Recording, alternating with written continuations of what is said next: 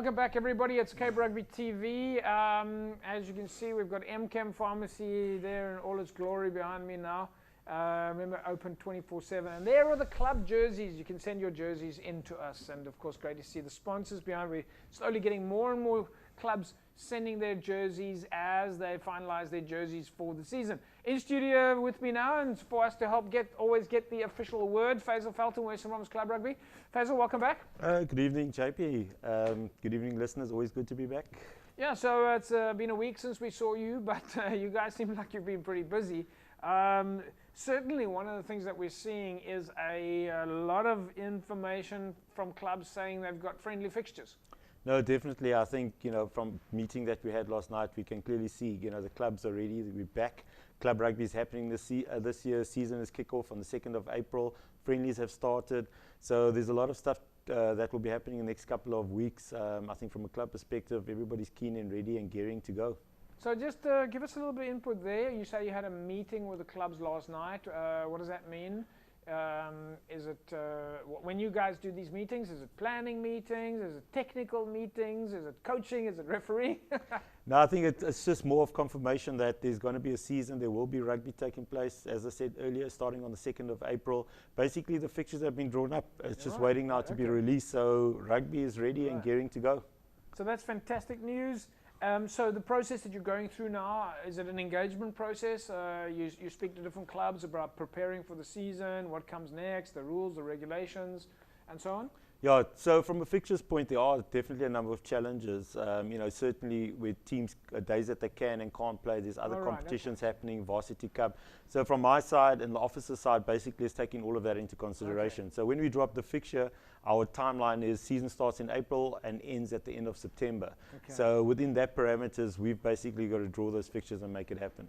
Suppose you guys have to think about all sorts of things like municipalities and the city and water restrictions. Is the grass getting cut and all those kind of things. So a lot of, I'm assuming a lot of technical things behind that as well.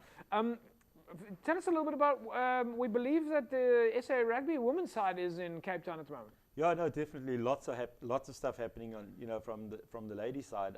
There's a sevens camp taking place. A number of our girls ladies are involved there, and there's also tomorrow starting the forwards camp. So basically, they're going to focus on lineouts and then scrummaging on Friday.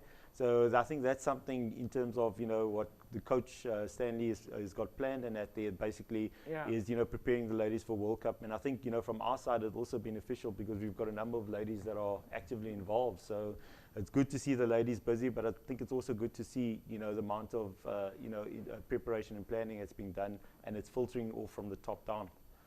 So are some of the ladies from Western Province? Yes, there's quite a few ladies that's actively involved, from the forwards.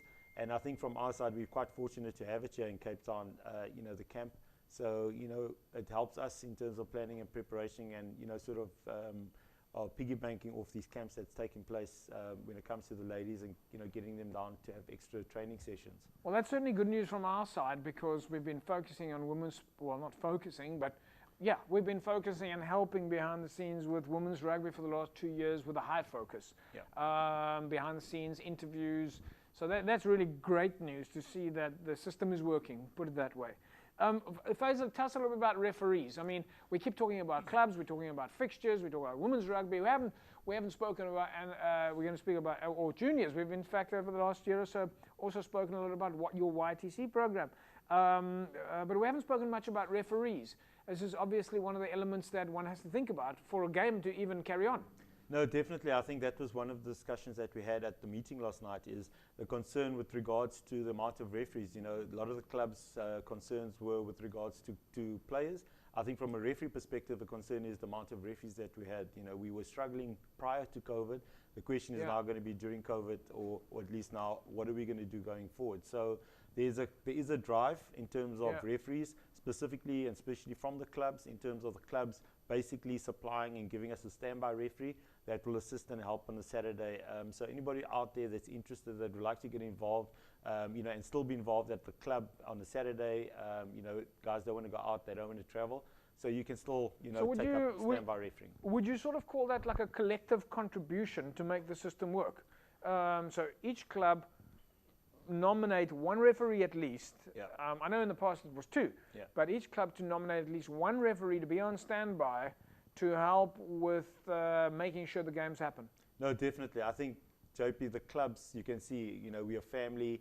When the help is needed, we all come together, we all work together. And I think from a club perspective, every club is basically focused in terms of giving us each a referee. And like you say, collectively, we can have additional 90 referees, on board. So, yeah, that's the plan. Faizel, well, of course, as you know, the SCORE Western Province Club Rugby Sevens happens on an annual basis. You did that last year. It was great success. And, of course, we run the SCORE competition here where folks are able to spot the ball and win a case of SCORE energy drinks. So, again, we're going to ask you to I haven't seen it. I haven't seen seen it either. But let's take a look. There we see on the screen there. Folks, you've got to spot the ball here. There's a possible A1, A2, A3, B1, B2, B3, C1, C2, C3. Right, so, yeah, I've got no idea. Faizel, if you want to give it a shot? I will say, looking at it, it's probably A2. A2, you're going to go with A2? Sure. Guys, I think I'm going to go with with B3. You're going to go A2, Faizel's going B3. Right, Faizel, let's take a look at the winner then. Of course, it's A2, folks. There's the correct answer, A2. So congratulations, Faizel, you've got it right again. And there we go.